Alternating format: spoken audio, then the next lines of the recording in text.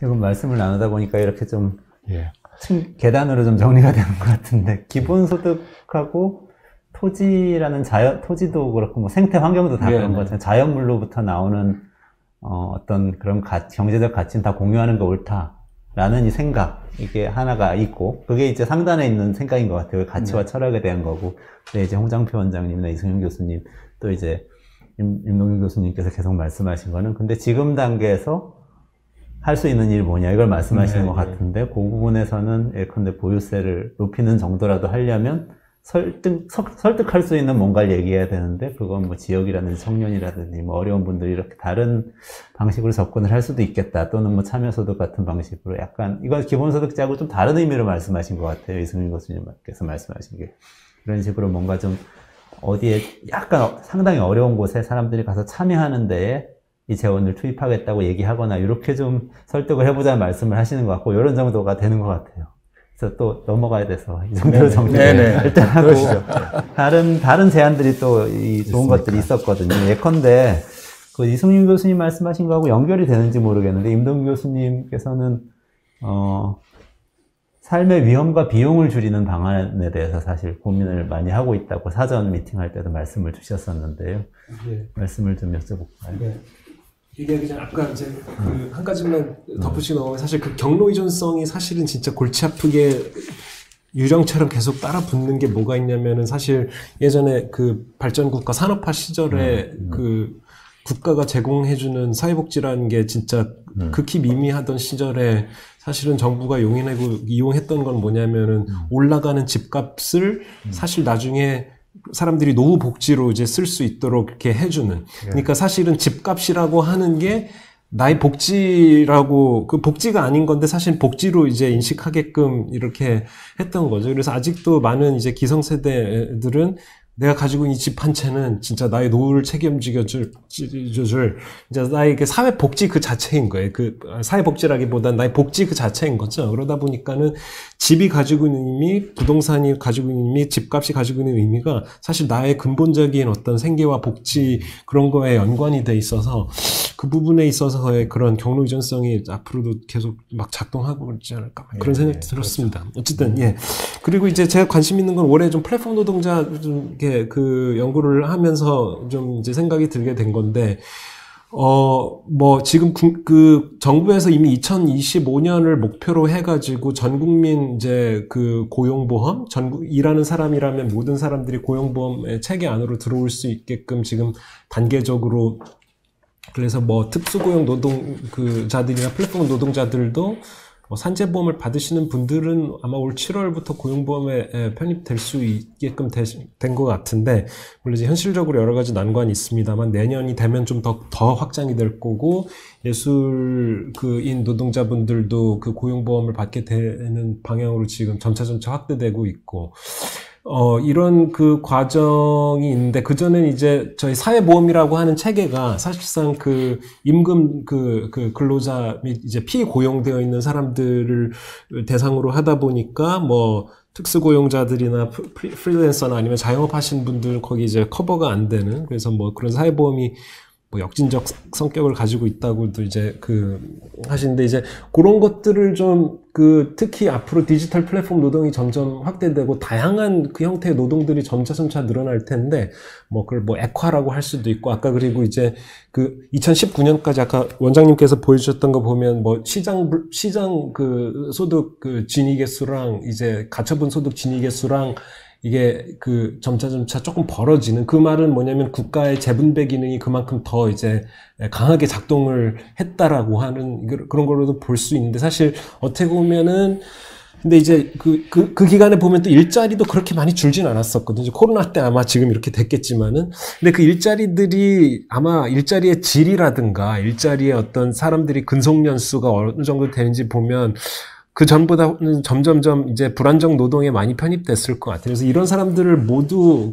사실상 일하는 사람들을 전반적으로 다 커버하고 보호해 줄 수 있는 체계로 가려면, 기존의 사회보험 체계는 사각지대도 너무 많고 여러 가지 한계가 있어서, 이거를 획기적으로 이제 시스템을 바꿔가지고 자영업이든 뭐 예를 들어서 프리랜서든 특수고용 노동직이든 예를 들어서 이런 분들 같은 경우에는 예를 들어서 뭐 출산을 한다든가, 뭐 아니면은 뭐 상병수당은 지금 아예 지금 사회보장위원회에서 추진 중인 걸로 알고 있습니다만은, 여러 가지 그 라이프 이벤트가 이제 일어났을 때, 뭐 사회보험으로부터 커버를 받을 수 없는 상황입니다. 그래서 이거를 소득이 발생하는 경우에는 모든 사람들이 그런 그 사회보험의 체계, 고용보험의 체계 안으로 들어올 수 있게끔 이제 하려고 하는데, 그러려면은 가장 효과적인 방법이 이런 그 소득이 파악되고 이제 그 보험료를 징수하는 시스템을 국세청으로 다 이제 통합을 시키는 거죠. 또 우리나라 또 디지털 시스템이 워낙 또 잘 돼 뭐 디지털 소셜 시큐리티로 이제 전환을 하면서 여러 부처들에서 지금 나눠서 여러 기금 뭐 공단들에서 나눠서 하는 거를 이제 국세청에서 이제 아예 통합을 시켜 가지고, 설사 내가 예를 들어서 나는 하루에 3시간은 배달의 민족에서 일했고 뭐 2시간은 쿠팡이츠에서 일하고 했었어도 뭐 그럼 배달의 민족이 이거를 보험료를 내줘야 되나, 이런 거랑 상관없이 소득이 발생하는 대로 거기다 곧바로 퍼센티지를 매겨가지고 자동으로 그 보험료가 징수가 되게끔 해가지고 하는 방식으로 가면, 거의 일하는 사람이라면 모두가 이제 그런 보험의 체계 안으로 편입될 수 있도록 사각지대 없이 이렇게 하는 게 이제 근데 이제 물론 이거는 여전히 그 일하는 사람, 소득이 생기는 사람을 보호하는 거지, 이제 예를 들어서 기본소득이나 아니면 부의소득세 얘기하시는 분들이 얘기하는 진짜 직업 없으신 이제 어려운 분들, 그런 분들을 최저생계 이제 보장할 수 있는 그런 체제는 아니죠. 어쨌든 간에 일하는 분들은 어느 정도 그래도 최소한의 리스크는 이제 사회적으로 그거를 나누면서 갈 수 있는. 근데 이제 이것도 역시 물론 이제 세금의 문제죠. 예, 고용보험기금이라는 게 언제 이런 식으로 하면 금방 바닥날 수도 있고, 그러다 보면 이제 징수를 더 많이 해야 되는데, 그러려면 이제 공무원분들, 이런 분들도 이제 의무 가입해라. 그러면 이제 나는 공무원은 이제 비교적 고용이 안정적이니까 내가 왜 내야 되지? 뭐 이런 식으로 반발이 있을 수 있죠. 근데 그럴 때 이제 결국 이제 세금이라고 하는 게 얼마나 이게 사회적인 계약이고, 일종의 정부와 시민들 간에 존재하는 이게 사회적 계약으로 이게 맺어지는 것인지에 대한 전반적인 인식이 점점 좀 확대되어야 될 것 같아요. 결국은 이게 인식의 문제, 정당성의 문제, 이런 걸로 귀결되는 것 같기도 하고, 어쨌든 사회보험 쪽에서는 이런 방식으로 가는 게, 근데 물론 이제 정부 부처들 간의 힘싸움이나 뭐 이렇게 부처 간 이기주의 같은 것도 있을 수 있고, 이걸 국세청으로 하나로 몰아주는 것 자체가 이제 다른 부처들의 어떤 힘이나 뭐 이런 거를 뺏어올 수도 있고, 여러 가지 복잡한 문제들이 있겠습니다만은, 이런 소득 기반, 그러니까 임금과 고용 기반 사회보험이 아니라 소득 기반 소득이 발생하면 무조건 보험 체계 안으로 들어올 수 있도록 하는 이제 그런 거가 그래도 비교적 우리나라는 지금 고용주랑 사업주랑 근로자가 이제 합쳐가지고 1.6%인가를 아마 낼 텐데, 뭐 덴마크, 스웨덴 덴마크는 한 8%인가 내나 그럴 거예요. 근데 갑자기 8%로 올라가면 이제 사람들이 다 이제 싫어할 거고, 점진적으로 좀 이렇게 올라가는 방식을 좀 생각을 해볼 수 있겠죠. 예. 임동균 교수님 말씀하신 거하고 조금씩 다 연결이 되는 것 같아요. 아까 홍정표 원장님 말씀하신 음해소득세도 언급을 하셨고, 그러니까 그렇게 기본소득이나 음해소득세처럼 소득을 모든 사람에게 어쨌든 다 보장해주는 이런 영역이 하나 있고, 지금 말씀하신 사회보험은 이제 아까 이승윤 교수님 설명하신 것처럼 주로 고용보험 말씀하신 건 그런 부분이잖아요. 네네. 아까 이제 우리 기본소득, 뭐 음해소득세 이야기하다가 이제 사회보험 이야기하셔가지고, 저는 이런 생각이 좀 실제로 이제 이 부분은 정책이 개입을 했으니까, 그러니까 우리나라 이렇게 보면은 저는 그런 생각이 들어요. 큰 위기가 오면은 제도 하나가 만들어요. 이게 그야말로, 왜냐하면 국민들이 그러니까 힘을 모아주니까, 우리 IMF 때 그야말로 우리 건강보험 나왔잖아요. 굉장히 만약 그거 없었더라면은 우리 코로나 어떻게 견뎠을까 걱정되는 그야말로 큰 이제 변화가 사실은 그때 만들어졌잖아요. 그러면 이제 이번 코로나 위기에서 이제 스타트가 지금 하나 이야기 하셨는데, 우리 전국민 고용보험 있잖아요. 그거 위에가 3개가 스타트를 한 거거든요. 그래서 저는 3종 세트라고 맨날 이야기하는데, 이 전국민 고용보험은 진짜 이제 계속 가야 되고, 진짜 앞쪽에 엄청나게 많은 일들이 남아 있습니다. 그러니까 난제들이 있어요. 난제들이 있는데, 또 주목해서 보셔야 될 것들은 뭐냐 하면은 한국형 실업부조가 시작이 됐어요. 그러니까 우리 흔히 국민취업지원제도라고 이야기하는 보험에 가입 못한 그야말로 저소득층에 대해서 부조가 들어갔습니다. 부조가 이제 스타트한 거니까요. 또 하나 큰 게 뭐냐 하면은 국민 내일배움 카드가 있어요. 그 이전까지 내일배움 카드를 완전히 다 개편을 해가지고 어느 누구나 지향점은 뭐냐 하면은 어느 누구나 내가 교육훈련을 받고 싶다라고 이야기하면 지향점은 그겁니다. 그거는 그러면은 본인이 그러니까 카드를 줘요. 카드를 주고 그걸 바탕으로 해서 학원에 가든지 아니면은 대학에 가서 들어라. 이게 3개가 스타트가 되는데, 이게 이제 문제는 뭐냐 하면은 기본적으로 안전망과 관련되고, 그 다음에 그 이후에 교육훈련을 통해서 이제 다시 재취업할 수 있는 그와 같은 중요한 제도 3개가 스타트가 된 거예요. 그러니까 이것 자체는 앞으로 가야 될 길이 굉장히 많이 남아 있습니다. 그런 쪽에 관련돼서 특히 뭐 취업지원제도 같은 경우에는 지금 사실은 초기에 제도 세팅할 때 대상자가, 잠재적인 대상자가 얼마나 나왔는가 하면 220만 명이 나왔어요. 220만 명. 그러니까 고용보험에 가입하지 못했지만 실질적으로 대상자가 되어야 될 사람이. 근데 스타트는 예산 문제 때문에 맥시멈 지금 35만 명으로 잡고 있는 거예요.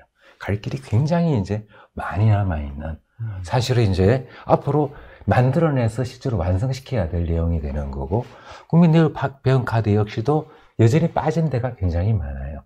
이런 부분들을 얼마나 잘 채워내가느냐가 실질적으로 이게 완성이 된다라고 이야기하면 일종의 사각지대 없는 튼튼한 일종의, 그러니까 사회 안전망의 기본 틀이 갖춰진다.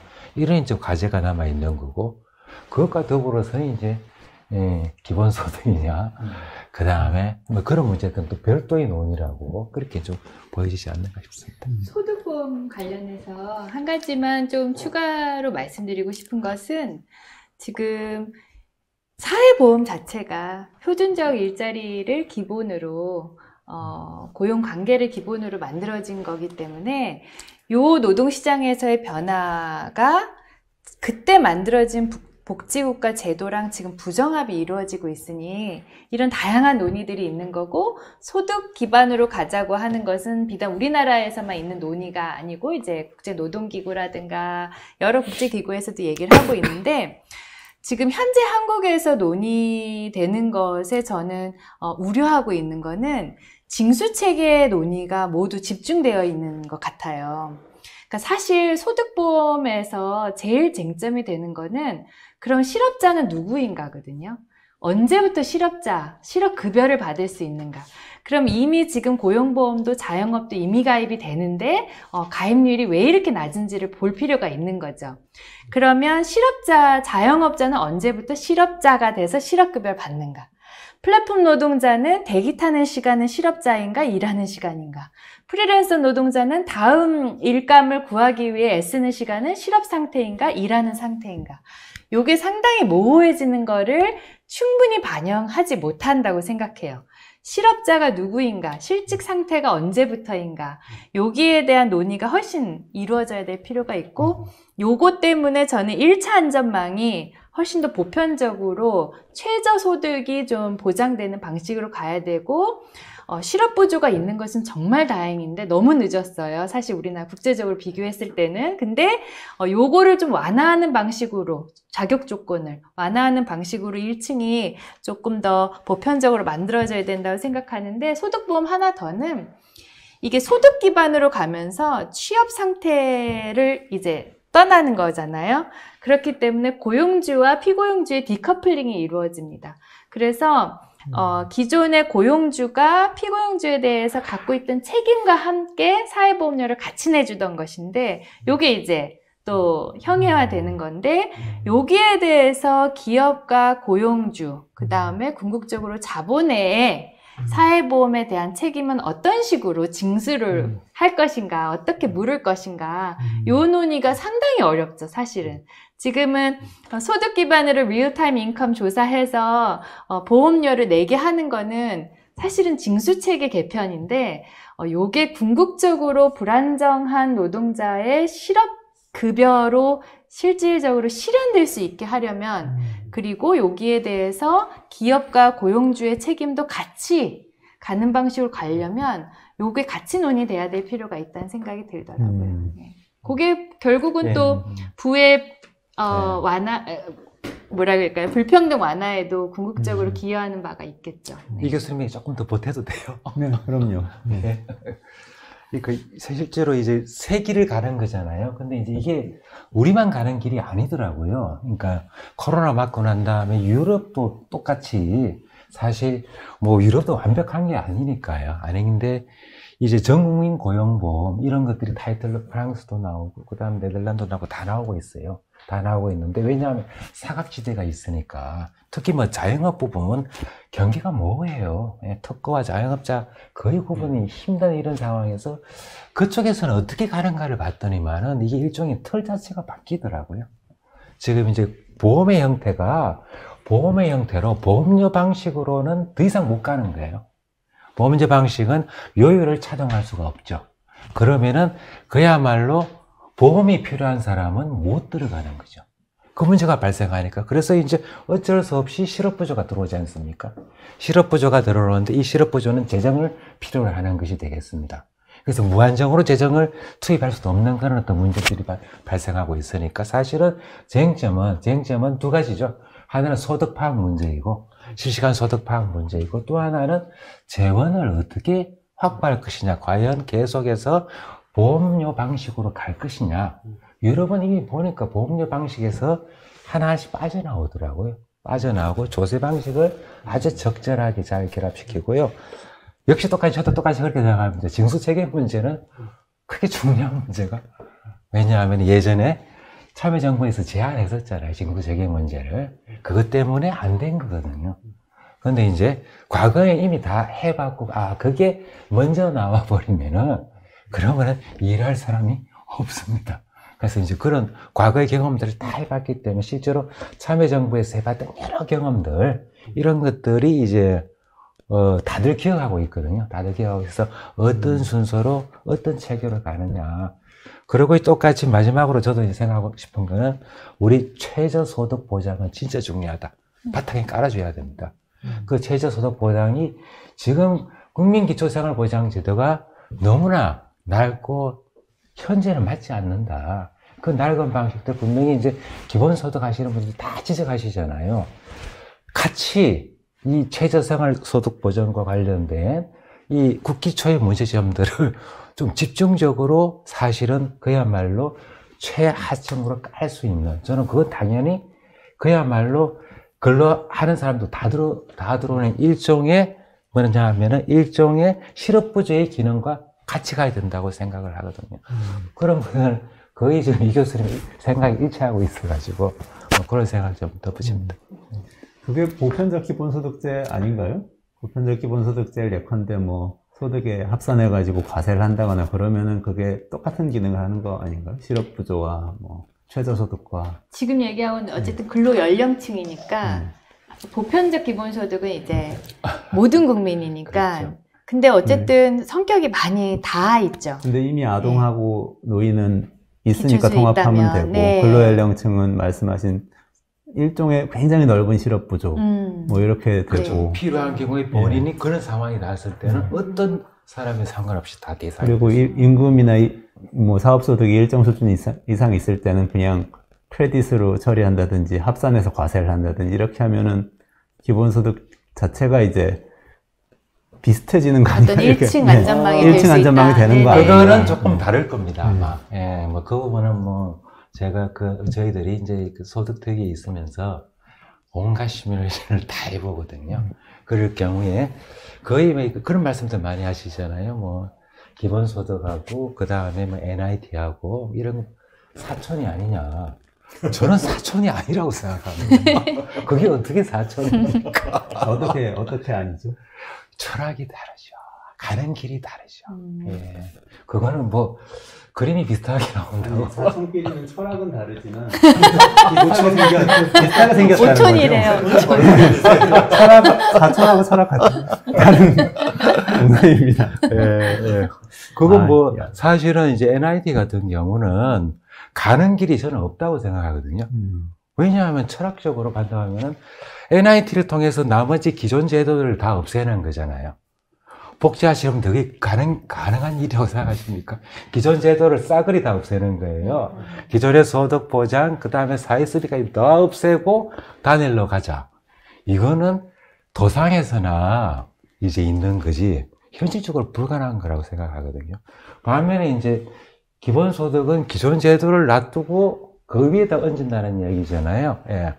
가는 길은 있을 것 같아요. 그렇지만 어디까지 갈 것이냐, 과연 어디까지 갈 수 있을 것이냐, 논란이 되겠죠.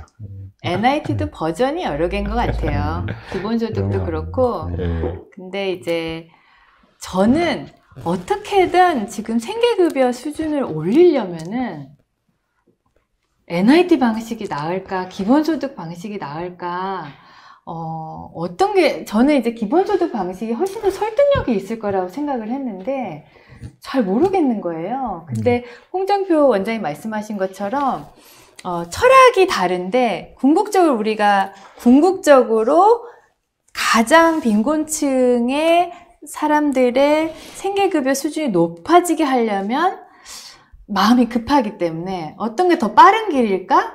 요거를 계속 고민해 보게 되더라고요. 네, NIT의 여러 버전 중에 지금 그것도 다시 우리가 집중 토론을 해볼 필요는 있을 것 같긴 해요. 새로운 주제가 되어버려요. 네. 어쨌든 사실 사회 서비스 쪽으로 이제 집중 투자를 해야지 그런 하면 것도, 네. 사실 뭐 데이터로도 그렇게 좀 나오는 것 같던데, 이제 사회 서비스 쪽에다가 좀 더 그 스pen딩을 많이 한 국가들이 이제 경제 성장까지 더 좋은 그 퍼포먼스가 좋은 걸로 나타나서, 그런 것까지 생각을 하면 사회 서비스를 확 이제 뭐 보건, 의료, 그렇죠, 뭐 이런 것들을, 그 보육 이런 것들을 그 훨씬 강화해 주는 게 결국 여성들한테 또 그게 또 특히 좋은 결과를 낳는 그런 게 있어서, 그쪽도 사실 갈 수 있는 길 중에 하나로. 그것도 같이 가야죠. 물론 사회 서비스도, 근데 그 길도 우리가 너무 더뎠다는 거죠. 그래서 여러 방면으로 다 모색을 해봐야 되는 것 같아요. 굉장히 다양한 이제 말씀을 주셨는데요. 오늘 주제 이상으로 엄청난 이야기들이 정말 깊은 얘기, 전문적인 얘기도 많이 해주셔서. 그런데 일단 좀 여기까지 정리를 하고, 아까 이승윤 교수님 직업훈련하고 참여소득 관련해서 말씀을 미리 좀 주셨는데, 네. 좀 추가로 말씀하실 내용이 있으세요? 조금 구체적인 제안이랄지.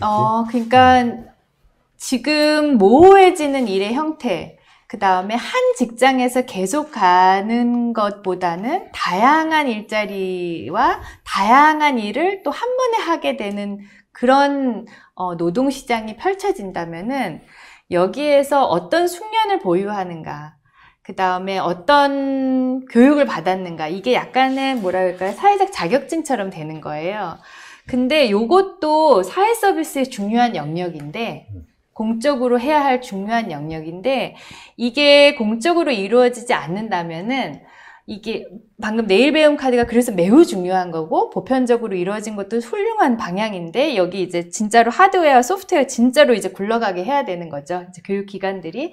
근데 어쨌든, 기술 격차가, 그러니까 기술의 중요성이 높아지고 있고, 일의 형태가 다양해지고 있을 때, 어떤 직업훈련을 받을 수 있었는가, 여기에 또 얼마나 시간과 돈을 투자할 수 있는가, 여기에 따라서 그 다음 경로가 상당히 결정될 수 있고, 요게 그 불평등한 경로에 기여를 할 수 있기 때문에 누구나 언제든 자유롭게 직업훈련을 받을 수 있는 구조로 이제 점점 더 나아가야 되고, 이것은 방금 임동균 교수님 말씀하신 거나 원장님 말씀하신 것처럼 사회 서비스 영역이기도 하고, 그 다음에 구체적인 제도로는 보편적인 내일 배움 카드 방식이 있을 수도 있고, 그 다음에 지금의 고등교육을 또 지역 격차를 줄이면서 재개편하는 방식도 될 수 있고, 또 평생교육 방식을 확대하는 방식이 있을 수도 있는데, 사회정책 영역에서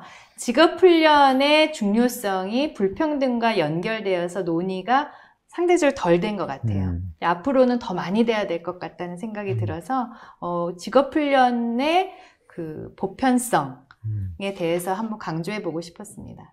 그 모든 사람이 일해서 돈을 벌 수 있는 역량을 더 갖추게 해준다는 의미에서, 그러면 불평등이 해소된다, 이런 의미에서 말씀하셨죠. 이제 특히 서비스업에서 서비스나 디지털 경제로 들어가면서 이 기술 격차에 따라서 임금 격차가 심해지고 있는데, 중간 숙련은 좀 줄어들고 있는 반면 저숙련과, 소위 저숙련과 이제 고숙련의 임금 격차가 매우 심해지고 있는데, 여기에 들어갈 수 있는 이 경로가 사실은 물적 기반이 있는 청년들의 경우에는 학원도 다니고 여러 가지 기술도 배우고 여력도 있고 이런 걸로 해서 축적이 돼서 또 하이스킬로 갈 수 있는 반면에, 그렇지 않은 경우에는 계속해서 이제 저숙련, 저임금의 일자리에서 회전문을 돌 수 있기 때문에 이 부분에 대한 개입도 상당히 중요하다. 이런 말씀 드리고 싶었습니다.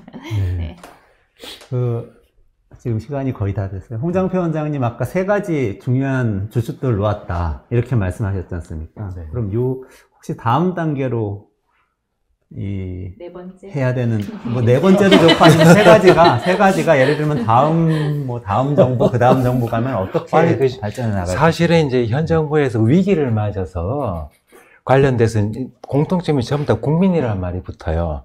그리고 보편성을 지향하는데, 스타트하는 데서 빈자리가 너무 많은 거예요. 지금 사업지대가 너무 많아요. 그냥 앞으로 가야 될 지점들을 이제 깔아 넣었고요. 그리고 생각해 보면은 좀 그런 생각이 많이 드는데, 이제 일자리라는 거 자체가 예전하고는 완전히 달라졌지 않습니까? 그렇죠. 그 속에서 지금 제일 걱정스러운 것들은 뭐냐 하면은 단시간 근로가 진짜 많이 늘고 있습니다. 그 새로이 만드는 일자리, 최근에 통계를 보면은 그렇게 나오거든요. 지금 코로나 이전 상태의 양적인 일자리는 회복했다라고 이제 부총리가 며칠 전에 했잖아요. 그러니까 양적으로는 맞아요. 맞는데 새로 진입한 대부분 청년들이거든요. 그러니까 일자리 복귀한 사람들이 청년들인데, 그 중에서 여성이 제일 많아요. 남성은 아직 복귀를 제대로 못했어요. 여성들이, 청년들이 들어간 여성들이 뭐냐 하면은 대부분 임시직이나 계약직으로 들어가는. 그래서 이제 미래가 불안한 거죠. 이런 일자리들이 계속 이제 늘어나는 거고, 그 속에서 좋은 일자리라는, 전통적인 의미의 좋은 일자리는 아니라는 거죠. 그러면은 그 상황 속에서 현실적으로 우리가 해줘야 될 일은, 지금 정부가 그리고 노력해야 될 건 뭐냐 하면은, 교육훈련 굉장히 중요합니다. 뿐만 아니라 이거는 청년의 문제뿐만 아니라 이거는 중년, 장년의 문제이기도 하거든요. 이분들 같은 경우에는 지금 사실은 이 비대면 사회에서 적응 불가능입니다. 비대면은 적응할 수가 없어요. 어떻게 접속하는지도 모르는 이런 그러니까 굉장히 중요한 파트들이 있는 거고, 그 속에서 그 잡 개런티 이야기도 하셨잖아요. 제가 전문가한테 물어보니까 잡 개런티는 이미 우리 한국에서 하고 있다로 평가해야 된다는 거예요. 어디가 그런데 하니까 청년 잡 개런티 부분 관련돼서 우리가 아마 전 세계적으로 관련 제도들이 가장 많이 들어와 있고, 더군다나 과거에 서울시에서 제일 잘했다라고 이야기하더라고요. 청년 뉴딜. 이게 이제 사실 중요한 모델이 돼야 될 것이고, 아마 저는 일종의 아마 우리 참여수당이라는 것도 그런 식으로 가지 않을까, 이렇게 생각을 하고 있거든요. 그래서 이제 이런 것들이 사실 이제 지역에서 하고 있는 것들이 좀 더 많은 경우에 보게 되면은 중앙정부의 정책으로 올라가는 경우가 대부분이에요. 대부분인데, 좀 기존에 하고 있는 것들 중에서 진짜 이 나름대로 향후에 미래에 키워야 될 것들은 좀 더 체계적으로 사실 정리하고, 저는 그게 사실은 벌써 참여수당 시작했네라고 저는 생각했었습니다. 사실은. 그래서 그런 좀 말씀을 좀. 네, 알겠습니다. 지금 저희 참성장 포럼 4번째 세션을 진행을 시작한 지 얼마 안 된 것 같은데 벌써 2시간 좀 지나가지고요. 정리를 좀 해야 될 것 같습니다. 오늘 어떠셨는지 간략하게 소감 및 마무리 말씀을 하실 분들은 해주시면 그 다음에 마무리를 하겠습니다.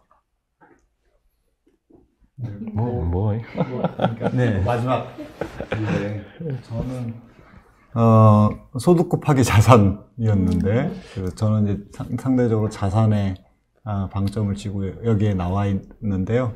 소득 부분에서 이런 고민과 정책들이 있는지는 오늘 처음 듣는 얘기가 많고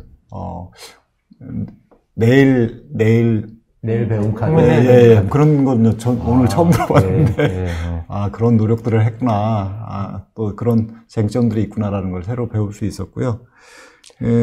자산과 관련해서 아까 임 교수님도 그 자산을 기반으로 해서 내 집을 기반으로 해서 이제 복지를 유지했었던 그걸 이제 자산 기반 복지라고 하는데 이 보니까 관련해서 제가 이제 논문들을 많이 찾아봤는데 예전에 이 경제 금융화 현상하고 맞물려 가지고 유럽도 자산 기반 복지, 그러니까 소득 기반 복지가 아니라 자산 기반 복지로 많이 전환이 돼서 그것이 불평등이 굉장히 늘어나는 추세에. 그러니까 우리나라는 자산 기반 복지의 어떤 좀 전형을 보여주고 있는 거죠. 근데 자산 기반 복지의 특징이라고 하는 것은 이게 이제 이전 투구, 누군가가 소득을 얻으면 누군가가 손해를 보는 그거의 특징이기 때문에 여기서 이제 어떻게 빠져나올 수 있을까? 그러니까 자산과 소득에서 노동소득에서 아무리 이제 불평등을 개선한다 하더라도 자산에서 굉장히 불평등이 심해지고 여기서 가격이 올라가고 자산에서 소득이 생기고 그 자산에서 생긴 소득이 또 노동에 영향을 주고 노동에서 불평등이 심하면 또 자산이 불평등이 이게 왔다 갔다 하고 있는데 이 자산 기반 복지라고 하는 거는 우리나라 같은 경우는 특이하게 개인만 그런 게 아니라 이제 법인, 기업도 그래요. 그러니까 KDI에서 올해 논문이 나온 게 있는데요. 그러니까 회사들을 보면은 다른 나라보다 우리나라가 토지에 쓰는 지출하는 돈이 다른 나라에 비해서 한 9배는 높게 나옵니다. 그것이 1975년부터 최근까지 계속 일관된 경향을 보여요. 그러니까 회사도 소득을 기술 개발이나 경영 혁신을 통해서 창출하는 것보다 땅 사놓고 기다리는 게 훨씬 좋으니까 개인과 기업이 계속 말은 좀 약간 안 되지만 자산 기반 복지로 흘러왔는데 이거를 이제 전환하지 않으면 그야말로 대전환하지 않으면 지금 안 되는 상황에 온 것 같아요. 자산 쪽만 봐도 그렇고 그래서 그게 이제 말씀드리고 싶은 거는 이제 기본소득을 엔진을 달아가지고 그것을 소득 기반 복지로 다시 갈 수 있지 않을까. 거기에서 이제 아까 말씀드린 토지세를 기본소득의 재원으로 하는 것이 이제 출발이 되면 좋겠다 이런 생각을 다시 한번 해보게 됩니다. 네. 저는 들은 생각이 이제 사실 정답을 이 자리에서 찾기는 좀 힘든데 이제 이거 유튜버로도 나가고 이제 오디언스 분들도 좀 아마 계실 텐데 청중분들 활동가 하시는 분들도 많으시다고 그러고 사실 이런 모든 얘기들이 사실 시민사회에서 이렇게 좀 축적이 돼가지고 시민사회에서 그렇게 쌓아 올린 여러 가지 이야기들이나 목소리들이나 힘 같은 게 제도권 정치에 어떻게든 그게 반영이 되든 아니면은 정책 플랫폼 같은 루트를 통해 가지고 입법 과정에 좀 참조할 수 있는 아이디어가 제공이 되든 해가지고 그러니까 요지는 이제 청중분들께서 좀 분발해 주셨으면 좋겠습니다. 감사합니다. 네. 그러면 저는 공부를 하면 가끔 매우 비관적이 되기도 하고 그 다음에 또 어쩔 땐 또 희망이 또 보이기도 하고 그러는데 궁극적으로는 시민사회가 상당히 건강하고 여기에서의 어떤 그러니까 담론이 상당히 중요한 것 같아요. 어떤 정치가라든가 아니면은 어떤 한 인물이 뭔가를 큰 획을 바꾼다는 것보다는 시민사회에서 개개인 시민, 책임 있는 시민, 어떤 선택을 하루하루 일상에서 어떻게 해나가는가, 이게 상당히 훨씬 강력하다고 생각해서 이런 자리에 제가 참여할 수 있는 건 상당히 영광이고, 이러한 담론의 장들이 앞으로도 계속 많이 있었으면 좋겠다는 생각이 듭니다. 감사합니다. 예, 뭔 얘기해야 될지 모르겠는데. 예, 우리 시민 활동 많이 하시고, 또 그 속에서, 고민하고 있는 내용이, 저 같은 사람하고 별로 다르지 않구나를 다시 한번 확인했고요. 저도 이제 앞으로 좀 달라져야 되겠다는 생각을 좀 많이 하거든요. 특히 코로나라는 게 우리 사회에 엄청난 충격이고, 물론 세계적으로 이제 그런 거였고요. 그래서 이거를 바탕으로 해서 자꾸 옛날 것 좀 버려야 되겠다. 새로 다시 생각하자. 그냥 제로 상태에서 다시 생각하고, 우리 그동안에 이제, 경제 성장 이런 거에서 이제 완전히 다원화된 다양한 가치들이 지금 이제 들어오고 있지 않습니까? 그래서 우리 한국 사회가 이 어려운 와중에서도 예전의 성장 사회에서 이제 성숙한 사회로 가는 속에서 해결해야 될 무수히 많은 과제들, 처음에 문제 제기는 우리 여기 계신 분들이 해주셨구나 라는 것들. 그래서 관련된 치열한 담론 논쟁들은 진짜 소중한 거고, 또 열심히 경청하도록 하겠습니다. 네, 감사합니다. 오늘 참성장 포럼 4번째 세션 이제 마무리하려고 하고요. 오늘 제가 명언을 몇 가지 들었는데요. 하나는 우리나라는 집이 복지다. 이런 얘기. 그거 기본소득제로 소득 기반 복지를 바꾸자 이렇게 말씀했어요. 굉장히 명언인 것 같고, 그다음 일이 녹아내린다 이렇게 말씀하셨는데, 녹아내리는 일은 일할 수 있게 보편적인 배움 기회를 통해서 한번 극복해보자 이런 말씀도 주셨고, 소득이 불안하다, 이거는 공통적으로 다 말씀하신 것 같은데, 요거는 이 사회보험, 참여소득, 음해소득제, 기본소득 다룰 수 있는 얘기들은 다 다뤘던 것 같고, 우리들 사이에 이견은 상당히 있지만, 또 앞으로 토론하면서 말씀하신 시민사회 담론을 이승민 선생님 강조하신 대로 만들어 나가면 언젠가는 홍장표 원장님께서 말씀하신 이제 좀 확 바꿔야 되겠다라는 쪽으로 변화가 생기지 않을까, 이런 생각이 듭니다. 참성장 포럼은 한 달에 한 차례 온라인 포럼으로 진행하고 있고요.